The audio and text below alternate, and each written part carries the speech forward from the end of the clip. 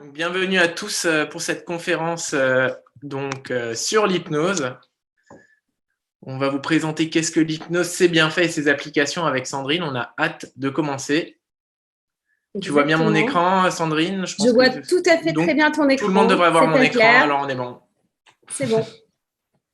On va pouvoir commencer par se présenter.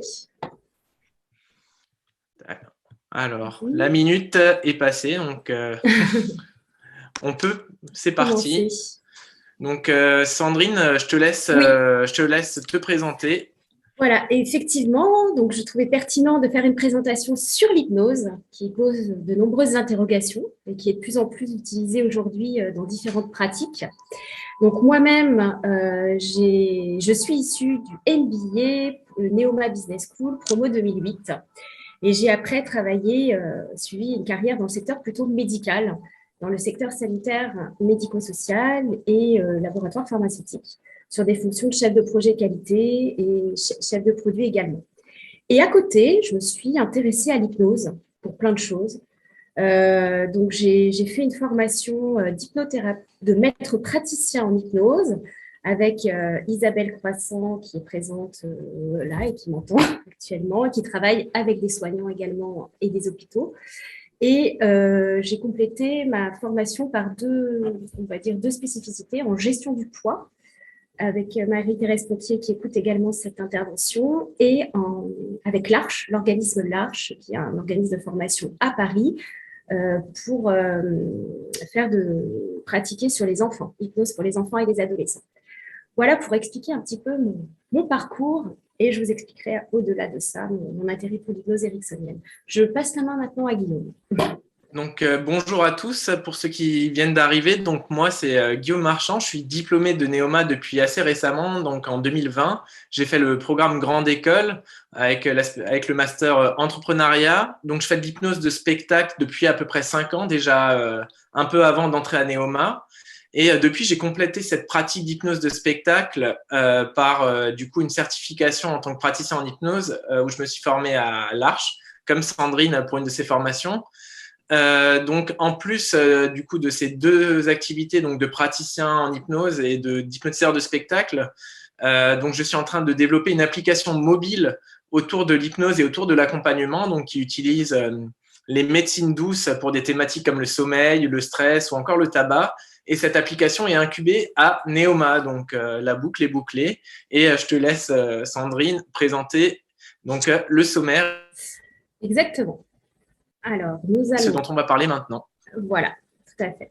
Donc, nous allons déjà dans un premier temps vous présenter l'hypnose à travers le temps, justement, pour comprendre un petit peu comment l'hypnose a évolué, quand est-ce qu'est née l'hypnose et qu'est-ce qui se passe aujourd'hui. Après, je vais vous présenter plus en détail l'hypnose ericksonienne, donc pratiquée et initiée par le psychiatre Milton Erickson, avec comment je l'applique, quelles sont ses applications possibles, et c'est bien fait. Guillaume va vous présenter l'hypnose de spectacle avec quelques vidéos qui vont démontrer comment on pratique. Et enfin, il va vous présenter également l'hypnose appliquée dans le secteur médical avec les opérations chirurgicales et les différentes disciplines où l'hypnose est appliquée. Je te laisse la main, Guillaume. Alors, du coup, je vais vous présenter un peu la genèse de l'hypnose, même si au final, du coup, la genèse, elle remonte il y a très très longtemps, même si au final, le nom hypnose, il est très récent. En effet, il a été employé en fait par un chirurgien écossais en 1840. Et donc, avant ça, on a expérimenté les états de conscience modifiés.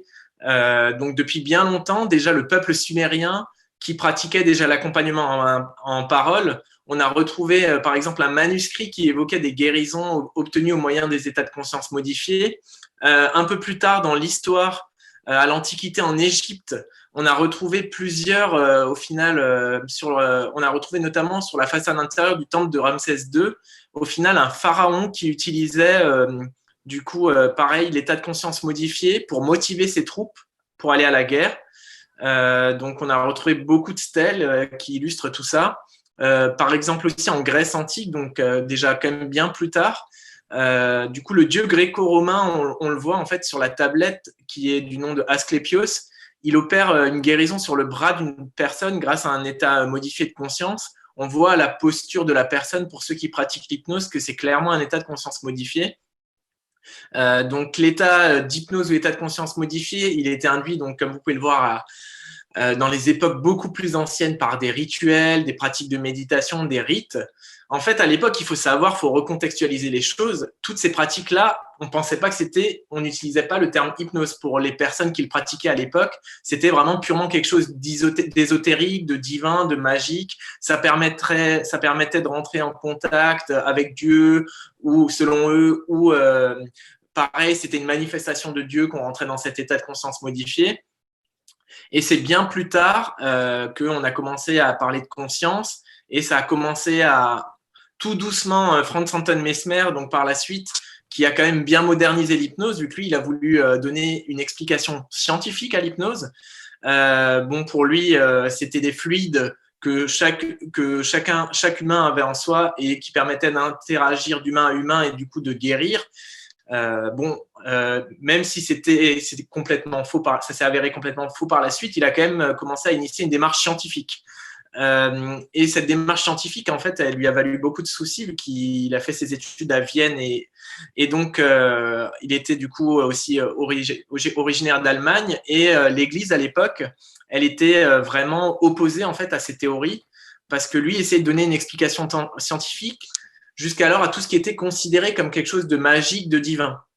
Et pareil, donc Mesmer était médecin et il était à l'encontre des enseignements classiques de la médecine de l'époque et ça lui a valu beaucoup de contestations et diverses polémiques, ce qui fait qu'il est arrivé en France et il n'a pas choisi la France par hasard en fait parce que en France, vous voyez l'année 1778, c'est la période de l'encyclopédie, c'est la période des Lumières, donc il a vraiment un contexte favorable en France pour tout ce qui est la recherche du savoir et il établit précisément la théorie du magnétisme animal, donc comme je vous ai dit, qui prétend que l'homme peut agir sur l'homme grâce à un fluide qu'il possède.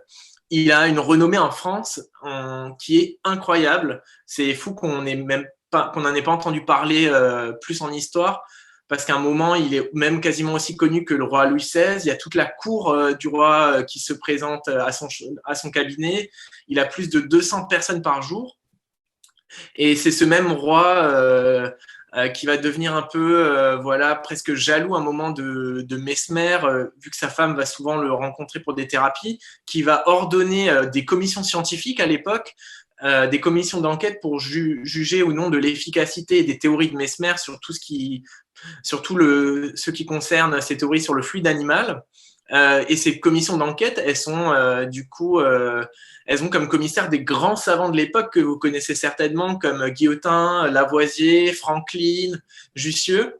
Et les conséquences de ces commissions sont que le fluide animal n'existe pas, mais les avis ne sont pas aussi tranchés et unanimes.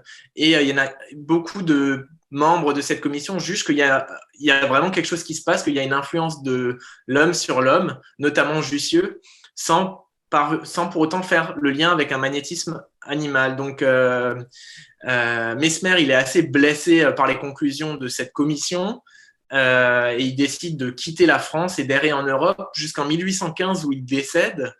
En ayant alterné grand succès et controverse, mais quand même en ayant posé, et donc c'est pour ça que ça reste un grand nom de l'hypnose, il a quand même posé les grandes bases de l'hypnose moderne. Voilà, je te laisse passer à la suite pour le 19e siècle, Sandrine. Oui. Donc, en fait, au 19e siècle, l'hypnose rayonne un peu dans le secteur médical. Et c'est là qu'elle voit son rayonnement, en fait, en France, allié avec celui de la médecine. Puisqu'en fait, les médecins Charcot et Bernheim utilisent cette technique et on va dire la médiatisent à cette époque en l'utilisant en fait dans leur pratique, même si tous les deux ne sont pas complètement d'accord quant à son application et l'utilisent, disons, pas de la même façon. Donc en fait, Jean Charcot est médecin à l'hôpital de la Salpêtrière à l'époque à Paris et il considère l'hypnotisme comme une mine précieuse à exploiter. C'est un psychiatre et il l'utilise en fait il l'assimile, disons, comme un état hypnotique qui pourrait être un peu assimilé à la nature de l'hystérie. Il est neurologue, pardon, à l'hôpital de la Pitié-Salpêtrière, donc psychiatre. Et en fait, pour Charcot, l'hypnose va permettre d'étudier donc ces patientes, d'étudier différentes formes de pathologie, et il la présente comme un fait somatique. Et étant donné son statut mondialement connu, son nom, il va apporter une caution morale à l'hypnose et la réinvestir dans le champ médical. Et en fait, à la même époque, le psychiatre Hippolyte Bernal, créateur de l'école de Nancy, pratique également cette technique, même s'il s'oppose en fait aux théories de Charcot, et il la décrit comme un phénomène psychologique complètement normal. Donc pour lui, c'est quelque chose de normal. Il abandonne l'hypnose formelle et il dit ça, il n'y a pas d'hypnotisme, il n'y a que de la suggestibilité. Donc il utilise plutôt le principe de suggestion en hypnose. Freud, également connu mondialement, utilise l'hypnose pendant quelques temps. Il utilise d'autres façons. Et en fait, il est adepte, on va dire, de la façon d'utiliser de Charcot, qu'il admire tout au long de sa carrière, de toute sa vie. On voit apparaître aussi au XIXe siècle l'utilisation de l'hypnose dans quelques opérations chirurgicales. Donc, c'est vraiment à cette époque on voit le début, en tout cas, de l'utilisation de cette technique pour la partie anesthésie dans une opération chirurgicale. Et un autre médecin l'utilise à cette époque, James Braid, qui lui, comme Guillaume l'a dit, rejette également la théorie que Mesmer en fait avait utilisée à l'époque, au siècle d'avant, la théorie du magnétisme animal, et il pense que les techniques d'hypnose peuvent s'apprendre. Et c'est lui qui en fait qui permet à l'hypnose d'être légitime et d'avoir son nom défini dans le dictionnaire. Donc le mot en 1814, grâce à lui, le mot hypnotique entre dans les dictionnaires de l'Académie française. Concernant donc l'application de l'hypnose au XXe et XXIe siècle, donc au XXe siècle, c'est le psychiatre Milton Erickson qui est à la base et créateur de l'hypnose ericksonienne, que l'on utilise aujourd'hui dans différents accompagnements. Et c'est lui qui va en fait redonner à l'hypnose à ce siècle ses lettres de noblesse. Donc en fait, il est à l'initiative de l'hypnose ericksonienne, qui est, et ça je vais en parler un peu plus tard, qui est une technique qui va utiliser des métaphores, des suggestions dites indirectes et travailler sur l'inconscient du sujet. Donc lui est renommé également mondialement, il l'utilise, il va marquer un tournant décisif dans l'histoire de l'hypnose, puisqu'on l'utilise encore et on emploie l'hypnose ericksonienne très régulièrement aujourd'hui. Il va également être, comment dirais-je, confrère d'autres personnes pour créer la PNL, la programmation neurolinguistique, avec Bandler aux États-Unis notamment, et créer cette technique qui est un dérivé de la technique de l'hypnose et qui utilise tout ce qui est signaux non-verbaux. Quelques définitions. Donc pour Milton Erickson, il définit l'hypnose comme un état de conscience dans lequel vous présentez à votre sujet une communication avec une compréhension et des idées pour lui permettre d'utiliser cette compréhension et ces idées à l'intérieur de son propre répertoire d'apprentissage. Donc c'est sa façon de définir l'hypnose. Pour Daniel Arros, qui lui en fait est l'initiateur, il est également thérapeute, il est l'initiateur de la nouvelle hypnose. Donc, il définit cette hypnose comme un état dans lequel les facettes mentales critiques sont temporairement suspendues et où la personne utilise principalement l'imagination et les processus de pensée primaire. Le niveau d'hypnose, sa profondeur dépend du degré d'implication imaginaire.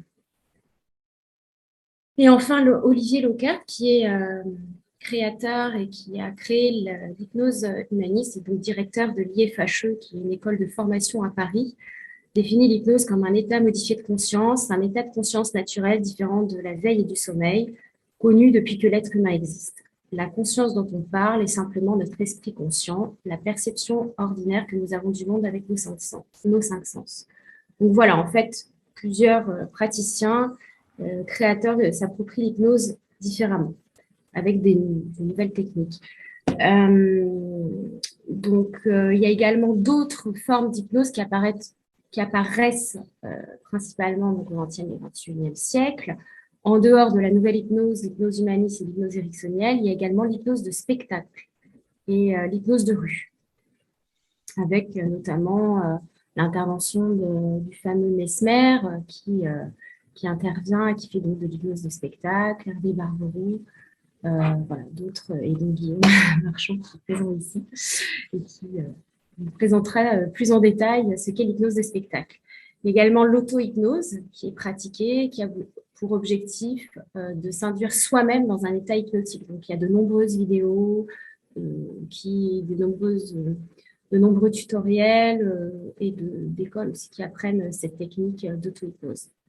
Et enfin, il y a d'autres techniques qui apparaissent, qui est dérivée, on va dire, de l'hypnose ericksonienne, comme l'EMDR, l'EFT, la PNL, la sophrologie et d'autres techniques. Donc, je vais vous parler de l'hypnose ericksonienne et de ses applications et comment moi je l'utilise en séance. Donc pour ça, déjà, il me semblait intéressant de parler du cerveau, puisqu'en fait, en hypnose ericksonienne, je travaille sur l'inconscient. Et donc, l'inconscient qui peut être assimilé au cerveau reptilien, qui est assimilé aux instincts primaires, et en fait, et au cerveau limbique, c'est-à-dire le cerveau émotionnel. Donc, en fait, lors d'une séance d'hypnose ericksonienne, je vais utiliser un langage indirect quand la personne est dans un état de conscience modifié, donc en état d'hypnose après une induction, en fait, en début de séance, et un langage métaphorique, un langage de faire voyager, avec bien sûr un protocole bien défini pour, par exemple, le faire arrêter de fumer. Voilà, et je vais utiliser des métaphores.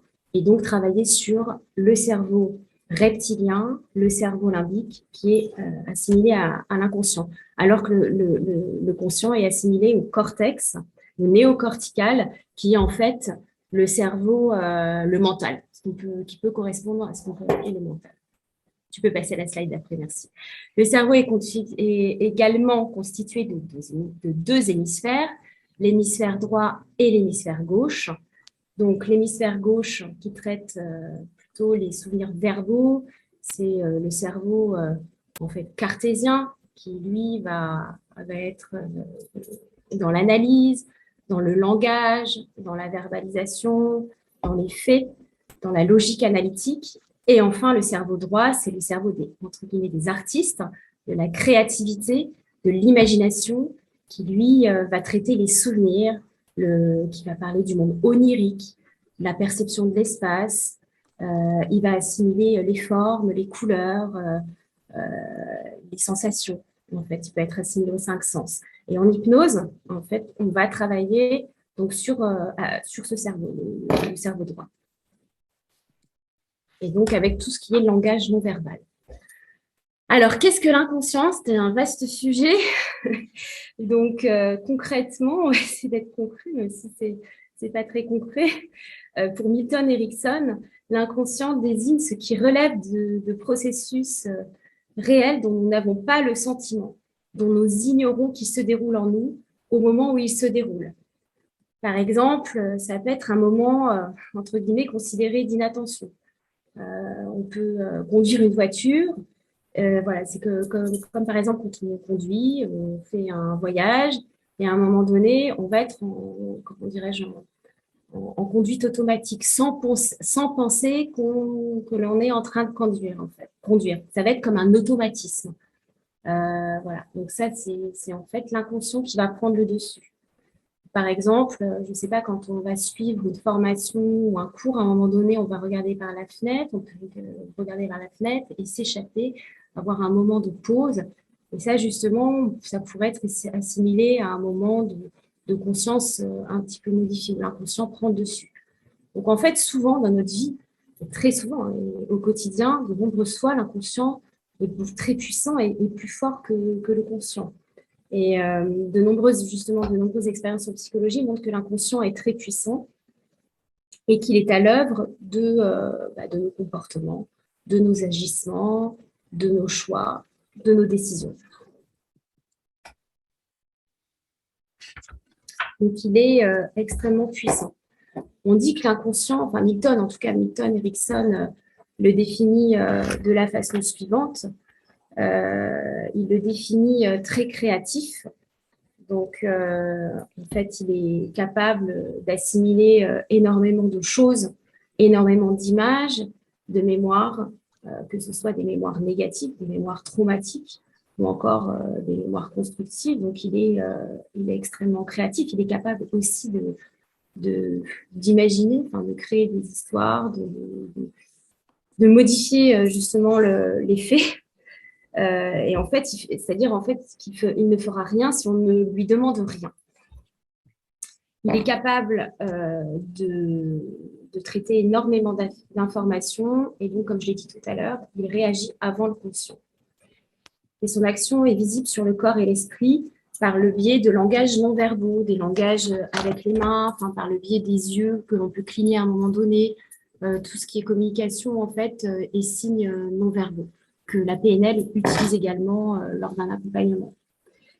Il gère notre mémoire et conserve donc la mémoire du monde, ainsi que des expériences oubliées depuis longtemps, qui influencent donc notre comportement physique, psychique et émotionnel. Et il est toujours présent, il est toujours là en fait. On ne peut pas vivre sans inconscient, il est tout le temps là, que ce soit le jour, la nuit, du début de notre naissance à la fin de notre vie. Alors, je vais citer quelques éléments clés d'une séance d'hypnose, des éléments qui, bien sûr, dépendent aussi de l'école de formation et qui peuvent également être intervertis. L'ordre n'est pas figé, qui dépendent aussi de l'objectif de la séance d'hypnose. Donc, dans une séance, et ça, je le fais en accompagnement, tout d'abord, je vais recevoir la personne, le sujet, et faire une anamnèse ou une définition qui va permettre en fait de définir un objectif.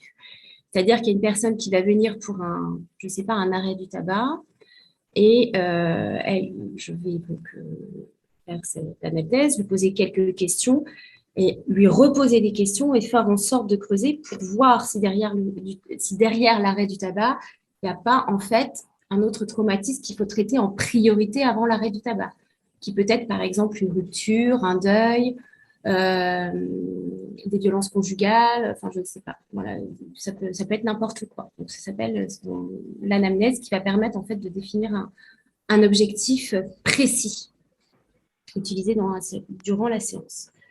Après, une fois l'objectif précis défini, je vais utiliser la méthode BACOG de façon à comprendre la personnalité de la personne, du sujet qui est en face de moi et voir si c'est quelqu'un plutôt de visuel, donc qui fonctionne plutôt avec la vue, d'auditif, en fait, voir le sens avec lequel il fonctionne en priorité. Donc pour cela, je vais calibrer, je vais utiliser une technique de question et après, commencer la séance d'hypnose en l'installant sur un fauteuil. Moi, je l'installe sur un fauteuil, après, c'est obligatoire, on peut l'installer sur un canapé ou autre, tout dépend de ce que je souhaite traiter ou ce que l'on souhaite faire. Faire une induction. C'est-à-dire, l'induction, c'est très important, c'est parler au sujet que j'ai en face, utiliser des métaphores, le faire voyager, un voyage imaginaire, pour que sa conscience soit justement modifiée et le mettre en état d'hypnose, en état de transe. Après, j'aurai plusieurs signes qui font que la personne est en état de transe. Je vais par exemple voir que sa gorge bouge, donc je vais avoir des signes de déglutition, les paupières qui bougent, donc des signes en fait qui font que je constate qu'il commence à être en état d'hypnose, des mains qui se lèvent, donc des lévitations, voilà, des signes non verbaux, des signes du corps, des signes également de la respiration qui vont me dire que la personne commence à être en état d'hypnose. Après, durant le début de cette séance, je vais ce qu'on appelle poser le signaling pour que la personne, donc c'est dissocier le conscient de l'inconscient, pour que la personne puisse me répondre par un petit geste, pour que l'inconscient en fait de la personne puisse me répondre par un petit geste quand je vais faire après le recadrage. Pour voir si il assimile ce que je suis en train de lui dire, si son inconscient l'assimile. Sandrine, je te coupe Oui. Juste rapidement. On a deux petites questions. On a une petite question sur le cerveau droit et cerveau gauche. D'accord. Et donc, comment dire, d'un spectateur, en fait, pour le cerveau droit et cerveau gauche, comment dire, bien sûr, c'est pour simplifier et les parties et quand on fait, par exemple, quand on travaille sur quelque chose, il y a plein de parties différentes du cerveau qui sont activées ou désactivées. Hein. Mais c'est vraiment pour faciliter la compréhension. Oui, c'est simplifié, bien sûr. C'est largement pour simplifier, parce que si on commence à rentrer dans les détails, mais moi je le dirais aussi, pour l'hypnose, il n'y a pas de carte cérébrale pure, c'est-à-dire que l'hypnose, il y a différentes zones qui sont activées en fonction des suggestions, en fonction de tout, et c'est quelque chose qui est hyper complexe et sur lequel il y a encore plein de recherches. C'était une petite parenthèse. Et, oui, non, mais t'as bien fait. Hein. Et les slides seront, on pourra donner pour ceux qui souhaitent, vous pouvez nous contacter les slides par mail. Voilà, je te laisse continuer, désolé. J'ai eu peur, tu m'as interrompu. Du coup, j'en étais donc à la pause du signaling durant la séance d'hypnose. Le fusible, en fait, aussi pour que la personne puisse, si elle est mal à l'aise durant la séance, sortir à n'importe quel moment. Donc ça, c'est une technique qui est importante, enfin, un élément qui est important de la séance. Et après, durant la séance, des techniques de saupoudrage. Le saupoudrage, c'est en fait insister, c'est un peu ce qu'on peut appeler le langage des oiseaux. Insister sur un mot plus qu'un autre, ou utiliser un mot pour justement résoudre une problématique précise en fonction du trauma de la personne. Et insister avec le ton de la voix aussi sur le mot. Donc tout ça, ce sont des techniques aussi vocales qui sont utilisées pour mettre la personne en hypnose. Et la synchronisation, c'est être avec la personne tout au long de la séance, bien sûr, regarder sa respiration et voir comment elle est. Après, je vais utiliser des techniques d'ancrage, d'ancrage négatif qui permet de supprimer un comportement négatif, un comportement qui serait transformé, et l'ancrage positif qui, lui, va permettre en fait de faire adopter le nouveau comportement de façon définitive, donc ancré dans l'inconscient. Et après, donc, le recadrage durant une séance type. Après, il y a d'autres types. Durant une séance type, on va dire, qui permet après de faire en sorte que l'inconscient assimile définitivement le nouveau comportement à adopter. Et pour vérifier ça, j'utilise donc le signaling posé au départ pour vérifier en fait que l'inconscient ait assimilé le nouvel objectif défini au départ, le souhait de séance. Et enfin, la sortie de séance, donc quand tout ça s'est bien assimilé, quand l'objectif quand l'inconscient a répondu et est OK pour donc appliquer l'objectif de séance, par exemple l'arrêt du tabac. Donc la personne est toujours en état d'hypnose et je vais faire en sorte de le ramener en état de conscience comme il était avant l'induction. Et pour ça, le ramener doucement, sereinement, tranquillement en état de conscience et c'est la fin de la séance. Sortie de séance. Donc, l'hypnose, donc là c'est une séance type. Hein. Après, encore une fois, il y a différentes écoles, des écoles, différents thérapeutes.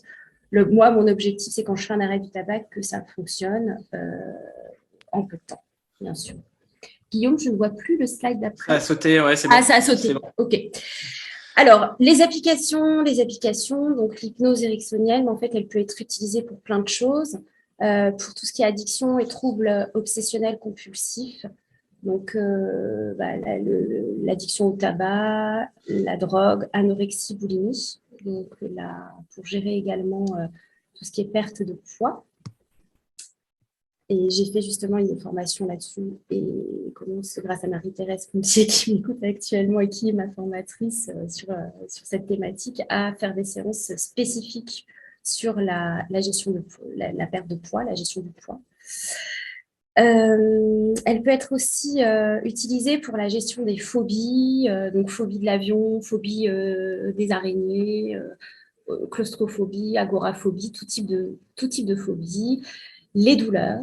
Donc, l'hypnose analgésique, qui est également utilisée aussi par des médecins formés à l'hypnose analgésique donc à l'hôpital, dans les centres de santé, la préparation à l'accouchement, qui est utilisée énormément, de plus en plus dans les maternités, que la patiente souffre moins lorsqu'elle accouche, puis qu'elle ait moins aussi d'appréhension.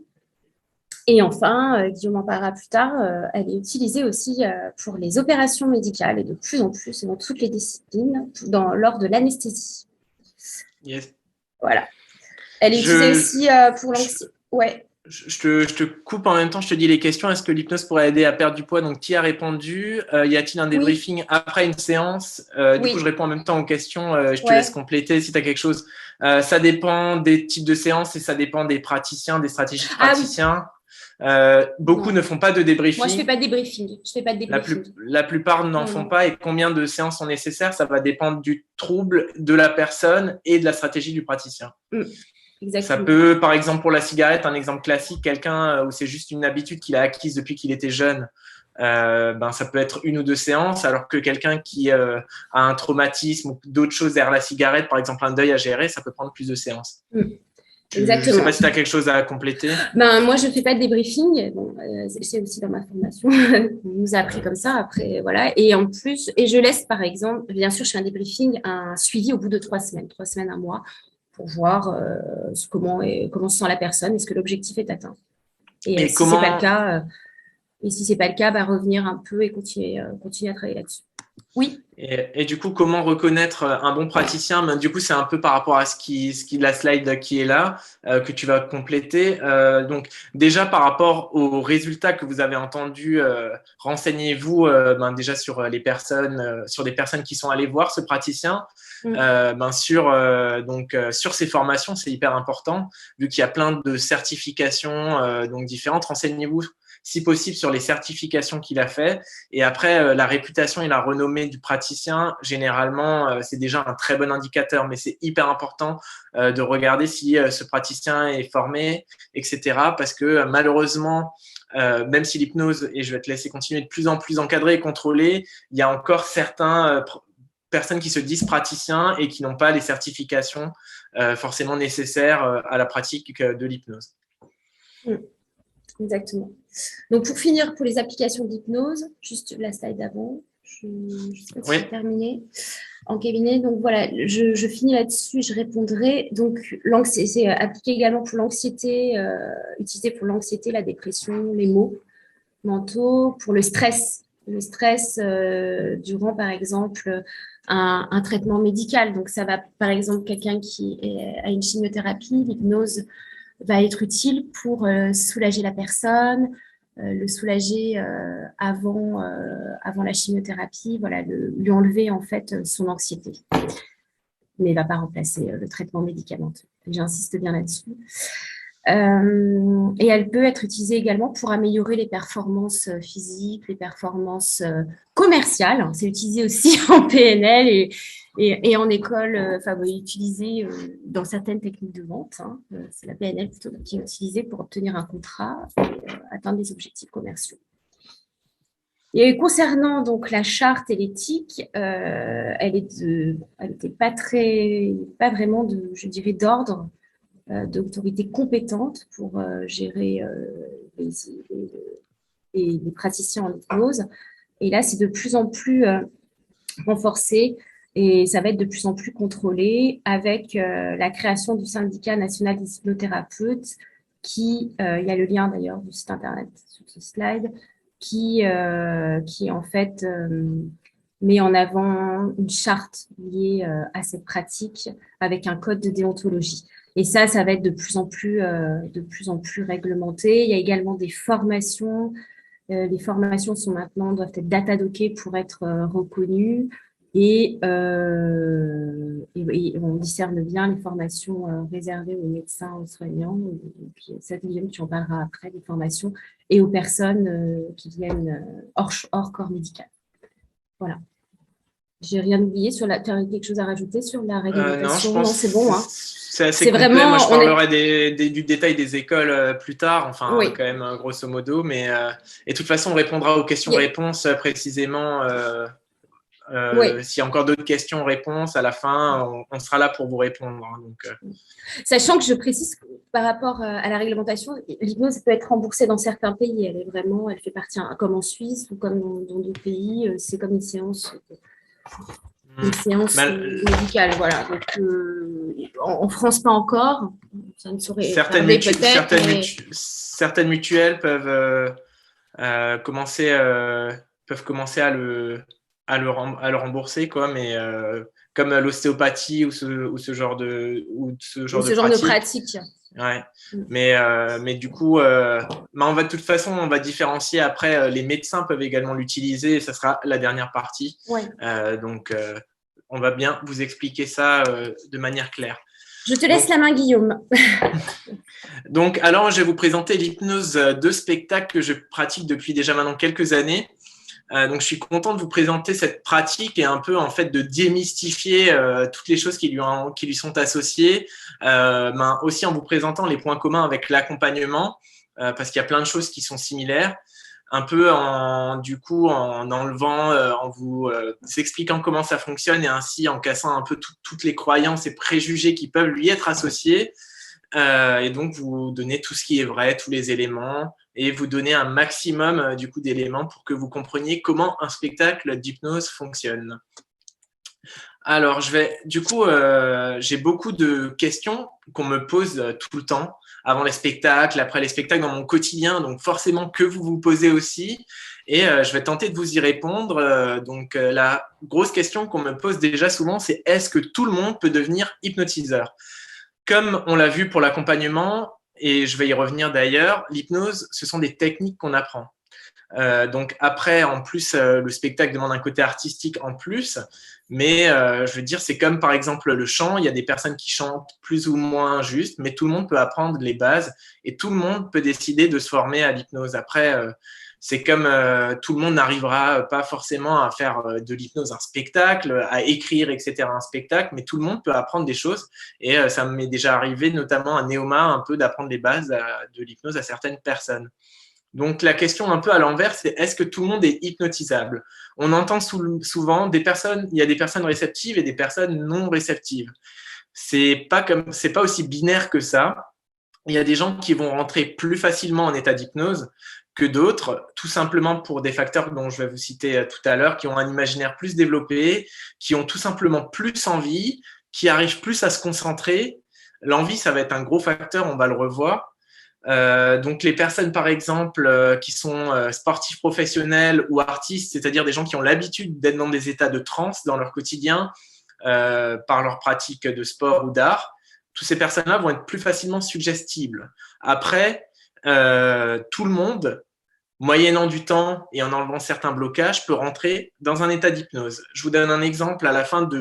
Au début de mon spectacle et à la fin, je fais le même exercice et j'ai le double, voire le triple de personnes à la fin du spectacle qui réagissent. Donc, c'est pas on est réceptif ou on n'est pas réceptif. C'est qu'il y a des gens qui mettent plus ou moins de temps ou qui ont besoin de tel ou tel contexte. Est-ce que la personne dort quand elle est hypnotisée ? Pas du tout. Donc, c'est un état de conscience modifié, comme on l'a vu pour l'accompagnement, qui n'a pas je disais, de signatures neurologiques propres, c'est-à-dire qu'il y a plein de zones qui sont du cerveau qui peuvent être activées ou désactivées. Donc, on entend tout ce qui se passe autour de soi en état d'hypnose. Beaucoup, les gens décrivent l'état d'hypnose qu'ils ont vécu comme être un peu spectateur de soi-même. C'est-à-dire qu'on a c'est comme si la conscience, elle était un peu à côté de nous et on se voyait faire les choses que l'hypnotiseur nous demandait. Mais du coup, ça m'amène à la phrase, est-ce qu'on peut faire n'importe quoi aux gens sous hypnose? Non, vu qu'une part de conscience reste là. Et donc, sous hypnose, ça reste notre personnalité. Donc, on fera jamais quelque chose qui est contre notre principe, contre, je sais pas, notre religion, notre vision des choses, vu qu'on reste nous-mêmes, on n'est pas quelqu'un d'autre sous hypnose. Donc après, c'est toujours rassurant de le faire dans un bon cadre. Moi, je vous conseille de faire de l'hypnose avec des gens avec qui vous avez confiance, parce que c'est toujours plus optimal pour vivre l'expérience. Que ressent-on quand on est hypnotisé? Alors, il y a plein de choses. Déjà, il y a ce qu'on appelle une distorsion temporelle. Les sujets hypnotisés, ils le vivent en séance ou en spectacle, c'est-à-dire que, par exemple, une séance d'1 heure, elle va paraître 5 minutes. Il va y avoir des changements au niveau du rythme de la respiration, au niveau du coup de la fréquence cardiaque et de la tension qui vont être plus ou moins importantes. Et donc, il va y avoir plusieurs choses comme ça. Il va y avoir aussi le fait qu'on va être plus dans son imaginaire, plus absorbé dans quelque chose, un peu dans un état de rêve éveillé. Et donc, qu'est-ce que je peux encore vous dire un peu sur les questions et sur les réponses voilà, qu'on me demande. Ouais, on me demande souvent également, est-ce qu'il y a des dangers à l'hypnose?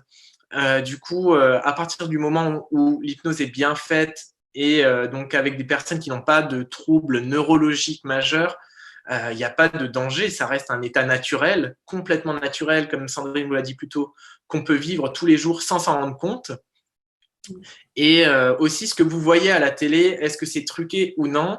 Ce qui se passe, ce que vous voyez à la télé, ce sont généralement, par exemple, Stars sous hypnose. Je pense qu'il y en a bon nombre qui ont déjà vu. Parmi vous, il faut savoir que ce sont des comédiens et des acteurs, grosso modo, qui sont hypnotisés. Donc, c'est déjà des gens qui ont l'habitude de jouer un rôle en dehors de l'hypnose, de surréagir. Donc, quand ils vont être sous hypnose, ils sont vraiment sous hypnose, ça, je peux vous le garantir. Ils vont également surréagir. Ils ont des réactions beaucoup plus fortes que ce que vous n'auriez souvent en spectacle. Et donc, ce qu'il y a à la télé, c'est bien vrai, mais ce ne sont pas des gens, il faut garder à l'esprit que ce ne sont pas des gens classiques. Lambda, ce sont des stars ou des comédiens et qui ont des réactions bien plus disproportionnées que des gens classiques. Alors, donc, moi, quel va être mon objectif en spectacle ou même en séance? Ça va être de maximiser le nombre de facteurs. Il n'y a pas de recette magique à l'hypnose. Comme je vous ai dit, c'est des techniques pour faire entrer la personne dans cet état de transe. Donc, il y a un nombre d'éléments énormes déjà qui dépendent de moi, c'est-à-dire, par exemple, ma voix. Il y a certaines fréquences, tonalités, rythme, intensité, également vocabulaire qui vont aider. Le langage de l'hypnose qui est un langage propre. Les suggestions, je vais y revenir rapidement plus tard, qu'on va utiliser.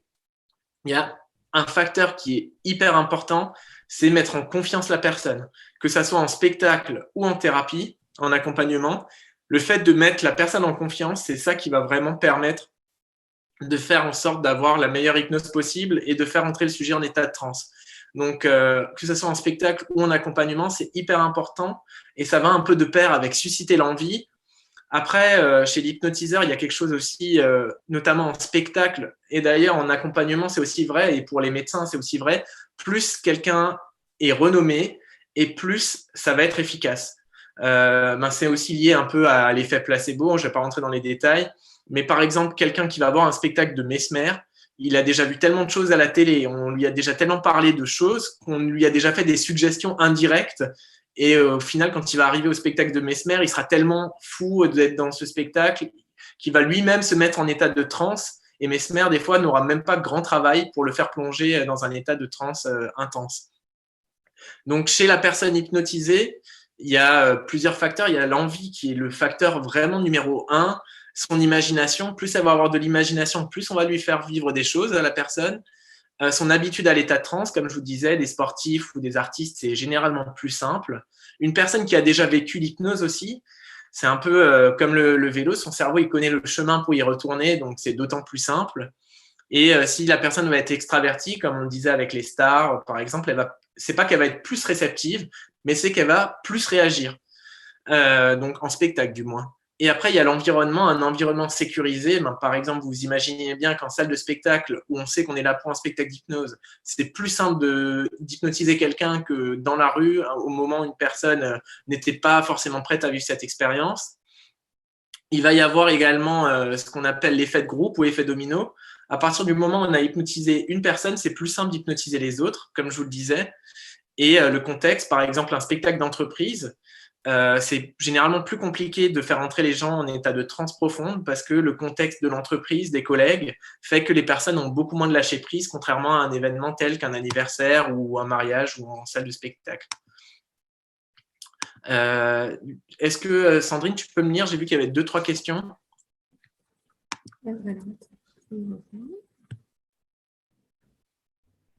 Pourra-t-on... Alors, attends, excuse-moi.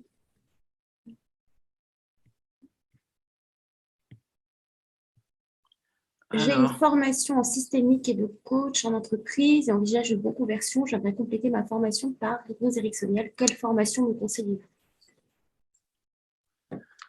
Alors, il y a plusieurs formations. Il y a les grandes formations donc, qui sont très connues comme les grands instituts de formation comme l'Arche ou l'IFHE. Après, des formations qui sont un peu moins connues, mais très bien, comme la formation que Sandrine a faite, par exemple. Oui. Donc, mais après, si vous voulez, toutes les personnes qui sont intéressées pour compléter, toutes les personnes qui souhaitent compléter leur formation, qui souhaitent apprendre, elles peuvent nous écrire et en fonction de ce qu'elles souhaitent faire, on pourra les conseiller vers le meilleur institut ou vers ce qui est le plus pertinent. Et il y a également la localisation aussi. La localisation, vos disponibilités, des écoles qui proposent plutôt le soir, d'autres le week-end, d'autres sur des formations en semaine complète. Enfin, il y a plein de choses différentes. Et on a également un magicien et oui, tout à fait, qui me dit que l'hypnose de scène et le mentalisme n'ont rien à voir. Effectivement, ça n'a rien à voir, même s'il peut y avoir des similitudes. L'hypnose, comme on disait, c'est un état de conscience modifié pour faire vivre des choses aux personnes, alors que le mentalisme, c'est à partir de ces réactions corporelles, etc. On va essayer, par exemple, de deviner le chiffre auquel elle pense, essayer c'est souvent le mentalisme à partir des réactions corporelles, de ce que la personne nous dit, qu'on va essayer de trouver ce à quoi elle pense ou de l'orienter vers de prendre telle ou telle décision, par exemple, sur les cartes. Je ne vais pas rentrer dans le détail vu que je suis moins connaisseur en mentalisme et en magie, mais c'est vraiment deux pratiques qui sont différentes. Alors, donc, l'objectif, que ça soit en séance ou en spectacle, c'est d'amener les personnes en état de transe. Comment on amène les personnes en état de transe? Alors, comme je vous disais, il n'y a pas de recette magique, mais on a quand même des grandes choses sur lesquelles on travaille.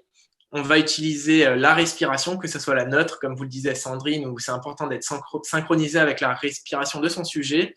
Mais on va travailler sur sa respiration de manière plus globale aussi, jouer sur ses ressentis, sur ses sensations, sur ses émotions, tout ce qui, entre guillemets, fait appel au cerveau droit et à l'imaginaire et qui dissocie du conscient. On va focaliser sa vue, son attention sur un point. Par exemple, sur un point, vous avez tous l'image, mais je vous rassure, ça ne se fait plus, du pendule qui bouge, où l'hypnotiseur demande au sujet de focaliser la pendule. Ben ça, c'est au final une utilisation de la focalisation. Donc, comme je vous ai dit, avec les répétitions aussi, histoire d'ancrer quelque chose, plus on va donner d'environnement au conscient, plus on va faire ce qu'on appelle la saturation, c'est-à-dire qu'on va saturer le conscient d'informations et donc le cerveau va aller plutôt sur de la dissociation ou en lui donnant plein de types d'informations vraies ou fausses. Ça s'appelle la confusion. Je vous simplifie les choses volontairement. Ça s'appelle la confusion, c'est-à-dire que on va plus trop savoir où donner de la tête consciemment, entre guillemets. Ça va permettre d'atteindre, entre guillemets, également l'inconscient, et on va aussi utiliser les phénomènes hypnotiques dont je vais vous parler très rapidement. Alors, afin d'illustrer la pratique de l'hypnose, je vous ai préparé 2 petites vidéos. Donc, cette vidéo, c'est à la suite, en spectacle, on pose le cadre, comme en accompagnement, comme l'a dit Sandrine. Et en spectacle, je vais sélectionner les sujets les plus réceptifs au moment où je fais le spectacle. Et ensuite, ils arrivent sur scène, donc comme vous le voyez, avec les mains bloquées. Et là, je vais faire ce qu'on appelle la rupture de pattern, c'est-à-dire que je vais mettre les sujets en état de transe complet. Et vous pouvez voir, donc c'est assez visuel et impressionnant, forcément, vu qu'on est en spectacle. Respire profondément. Et là, du coup, vous allez voir, la personne, là, il y a déjà sa nuque qui se relâche. Et regardez, il y a tout le corps qui se relâche, même la tête. C'est pour ça que je le pose hyper délicatement. Et on peut le voir, du coup, avec une autre personne. Donc là, la personne bascule en état de transe complet. Alors, on a d'autres questions, Sandrine, j'ai vu. Alors, que coûte une séance d'hypnose? Eh bien, il coûte le prix que l'hypnothérapeute va planifier. Moi, je sais que oui, voilà, c'est comme du coaching. Moi, je sais que je propose des séances à 70 €. Voilà. Après, tout dépend de la localisation, encore une fois. Aussi. Paris, le coût d'une séance ne sera pas la même à Paris qu'à Marseille, par exemple. Donc, en spectacle, j'essaie de continuer pour qu'on soit dans le timing, quitte à répondre à toutes les questions à la fin.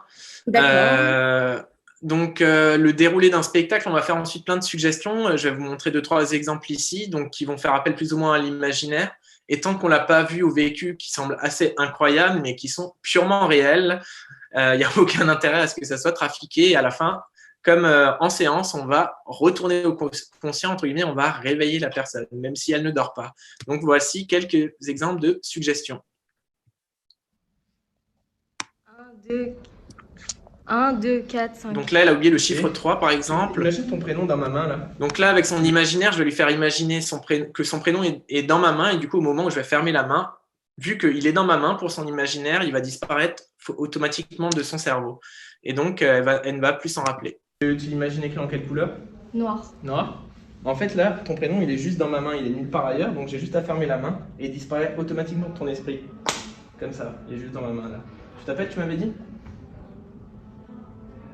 Et là, après, on va voir un petit sourire parce qu'elle se rend compte que c'est pas normal. Et c'est là où vous voyez que la conscience reste là pendant la séance. Tu t'appelles? Je m'appelle Lina. Et du coup, là, elle se souvient de son prénom à nouveau. Et là, vous voyez, on refait ce qu'on appelle une rupture de parterre, où la personne bascule en état de transe. Pas besoin. Et là, donc là, on va travailler plus sur l'imaginaire. Donc, cette personne, elle imagine qu'elle est pilote de Formule 1. Et lui, typiquement, qui était fan de voiture, c'était d'autant plus simple de faire cette suggestion parce que pour lui, c'était une expérience incroyable. Et ça, c'était à Neoma, où il pensait voir sa star préférée et il demande un autographe. Donc, vous voyez quelques suggestions type d'hypnose. Et il y a encore ce qu'on appelle la catalepsie, qui est assez spectaculaire à la fin, qui consiste à mettre le corps d'une personne complètement raide, comme vous pouvez le voir ici. Et donc, qui est vachement utilisé en spectacle parce que c'est très visuel et ça permet très bien d'illustrer l'hypnose. Donc, je vais essayer d'avancer assez rapidement pour qu'on rentre dans le timing. Donc, les phénomènes hypnotiques, c'est-à-dire qu'est-ce qu'on va faire en spectacle ou qu'est-ce que l'hypnose va provoquer. Donc, c'est-à-dire les conséquences de l'hypnose. Par exemple, comme Sandrine vous le disait, une personne en hypnose, elle a souvent la main qui peut se lever toute seule. Elle a ses pupilles qui sont dilatées et ses paupières qui clignotent. Ça s'appelle le rapid eye movement. Un changement de respiration. Donc ça, c'est toutes les conséquences de l'hypnose. Mais moi, en spectacle, je vais essayer de provoquer des réactions également. Donc, par exemple, faire en sorte que la personne a le corps raide ou lui faire oublier son prénom. Jouer sur les hallucinations positives ou négatives, par exemple. Lui faire, par exemple, faire manger un citron à une personne et lui enlever l'acidité. Ça, c'est négatif, vu qu'on enlève. Négatif, c'est pas dans le sens péjoratif, c'est qu'on enlève quelque chose. Et positif, c'est-à-dire que je vais ajouter quelque chose, par exemple, faire voir à une personne sa star préférée, croire qu'elle est en train de piloter une Formule 1. Par exemple, jouer sur les émotions, le fou rire, la joie, le chaud, le froid, c'est autant de phénomènes sur lesquels on peut avoir un impact en spectacle. Donc, grâce aux suggestions directes, par exemple, dormez maintenant, c'est une suggestion directe. Et aux suggestions indirectes, c'est qu'on va provoquer le phénomène sans le nommer directement. Je vous donne un exemple. Donc, en spectacle, par exemple, pour faire ressentir à une personne le froid, à la place de lui dire tu vas ressentir le froid maintenant, je vais lui dire donc voilà, imagine-toi maintenant sur la banquise avec un esquimau devant toi qui est en train de trembler, avec énormément de neige. Et en fait, en nommant plein de choses qui sont liées au froid, et en disant par exemple que la personne a froid devant elle, elle va associer le froid également à elle. Et donc, on va pouvoir lui faire ressentir quelque chose sans le nommer directement. Et c'est énormément ce qui est utilisé, c'est l'hypnose ericksonienne dont Sandrine vous a parlé juste avant. Donc maintenant, je vais vous parler de l'hypnose dans le cadre médical et on va clôturer la conférence là-dessus et après sur vos questions-réponses. Et donc, l'utilisation alors de l'hypnose dans le cadre médical. Donc, on parle toujours en France, comme l'a dit Sandrine, ça dépend énormément des pays. Il y a des pays qui ont reconnu l'hypnose bien avant, normalement, notamment tout ce qui est anglo-saxon. L'Académie de médecine, elle a reconnu l'existence de l'hypnose. Attention, c'est bien important le mot existence de l'hypnose en 2013. Et elle a carrément invité les établissements de santé en fait, à introduire l'hypnose médicale dans leur arsenal thérapeutique afin de l'évaluer scientifiquement et voir vraiment les applications en quoi l'hypnose peut être justement reconnue. Alors l'INSERM, donc, que vous connaissez aussi très certainement, elle a écrit un long rapport en 2015 sur l'efficacité de la pratique de l'hypnose et donc elle a reconnu scientifiquement l'effet de l'hypnose donc sur le syndrome du côlon irritable et sur l'anesthésie. Sachant que pour les autres thématiques, comme le tabac, les phobies, etc., elle a beaucoup moins travaillé là-dessus, tout simplement parce qu'il y a moins de données mesurables. Par exemple, sur une phobie, comment mesurer une phobie et l'impact avant et après une séance, c'est beaucoup plus difficile. Donc, cette commission l'INSERM c'est vraiment concentré sur l'usage purement médical et lors d'opérations et a reconnu quand même donc, des effets sur l'anesthésie dont je vais parler juste après et sur le côlon irritable. Et après, il y a plein encore de recherches en attente pour tout ce qui est donc sur le tabac, sur les phobies, etc. Mais quand même déjà des résultats très encourageants. Alors, donc les formations, elle a commencé à vous en parler juste avant, Sandrine. Donc, il y a des formations universitaires réservées aux médecins. 11 diplômes universitaires, un diplôme interuniversitaire et un DESU.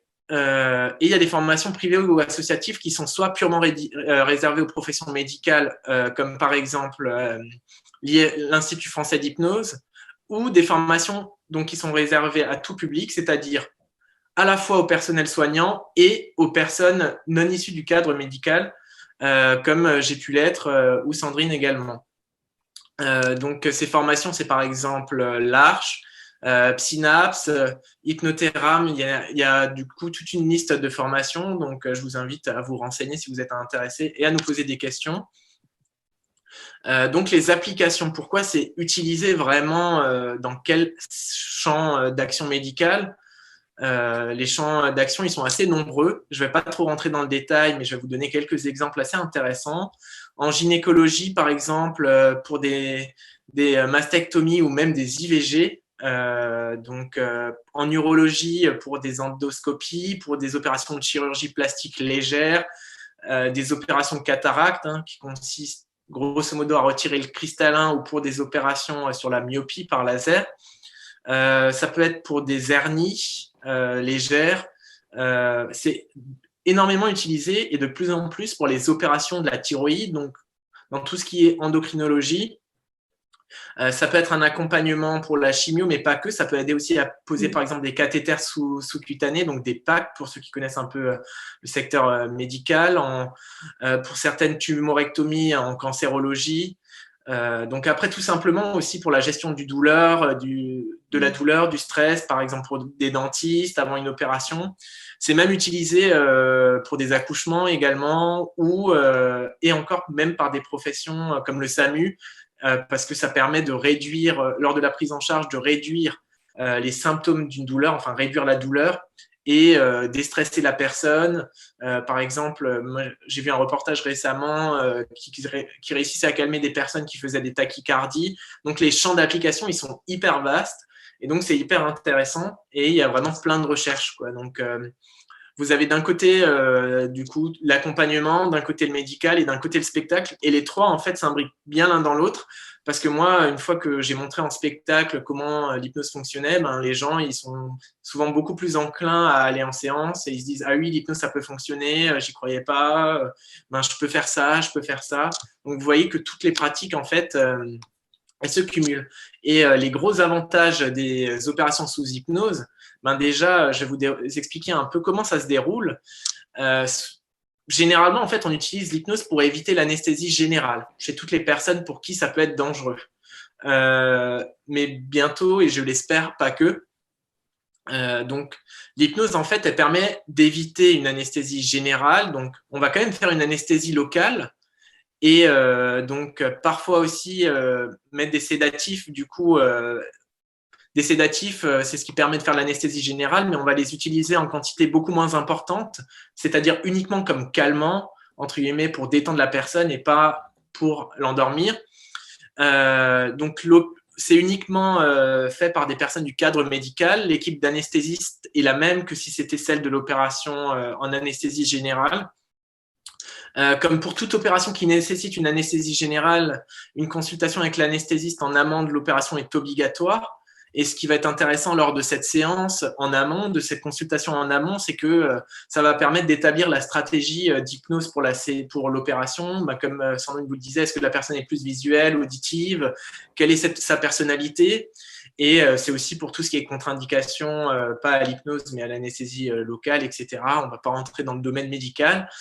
Donc, comme je vous disais, ça présente des grands avantages, de nombreux avantages. Déjà pour tous les patients vulnérables, les patients obèses, alités, les personnes âgées, enfin voilà, toutes les personnes pour qui l'anesthésie générale représente un risque.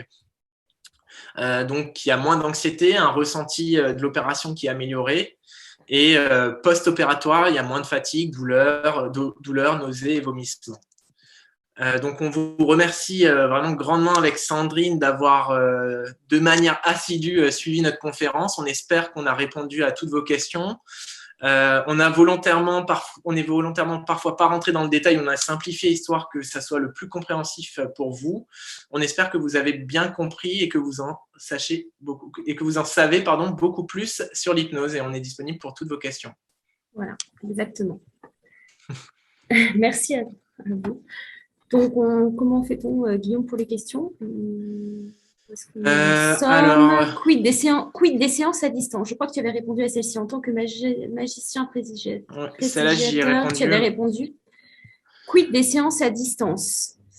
Donc, effectivement, l'hypnose, moi, je préfère personnellement faire des séances en présentiel plutôt qu'à distance. Après, j'ai appris, notamment lors de ma formation gestion du poids, à faire des séances en visio, donc c'est tout à fait possible aussi.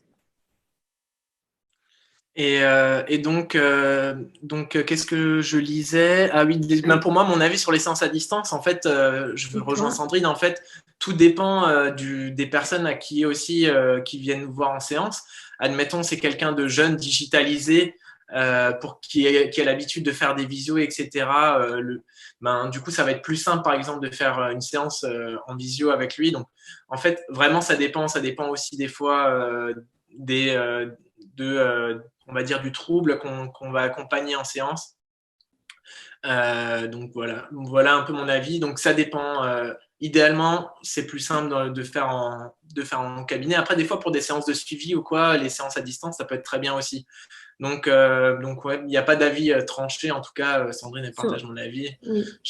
Ça dépend. Ça dépend. Vraiment. Ça dépend. Bon, actuellement, avec la pandémie, du coup, ça s'est bien développé, les séances à distance, visio. Mais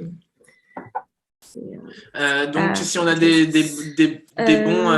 Avez-vous des bons hypnothérapeutes à recommander à Reims? J'aurais dit moi. Donc, moi, je connais Pontarlier, les hypnothérapeutes dans le Doubs, mais Reims, personnellement, je ne sais pas. Moi, je connais plus. Mais, du coup, moi, déjà, j'accompagne un peu autour de Reims. Après, je connais également d'autres praticiens que j'hésite pas à recommander. Mais je pourrais aussi, vous pouvez me demander par mail. Je pourrais vous donner plusieurs noms. J'ai vraiment 3-4 praticiens que je connais bien sur Reims. Et après, en fait, c'est un peu comme la médecine. Il y a des praticiens qui ont des spécialités qui peuvent avoir des spécialités un peu plus différentes. Il y en a qui vont être plus spécialisés sur l'arrêt du tabac, plus sur les angoisses. Ça dépend également. Mais vous pouvez m'envoyer un mail. Vous avez le contact sur la visio normalement. Et mon contact est celui de Sandrine et celui du Club Bien-être. Et on n'hésitera pas à vous répondre et du coup à vous orienter vers la personne la plus compétente. La personne la plus...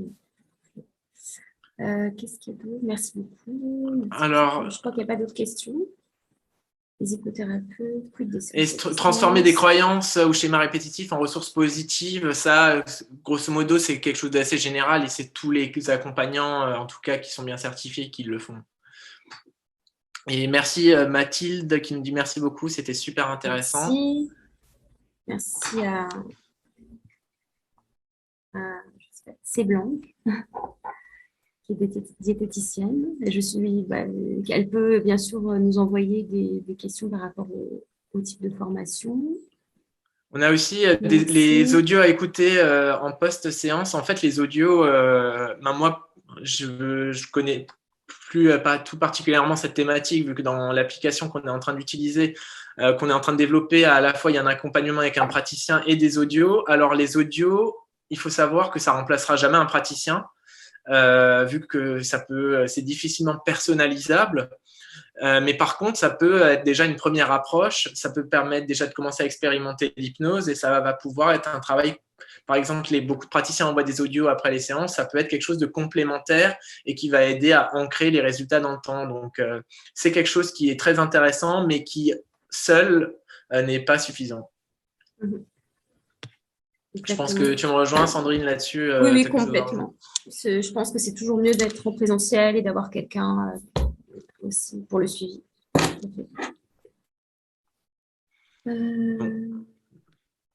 Merci. Vous voyez, l'hypnose, c'est. Donc, est-ce que quelqu'un a d'autres questions? N'hésitez pas. Est-ce que vous avez d'autres questions?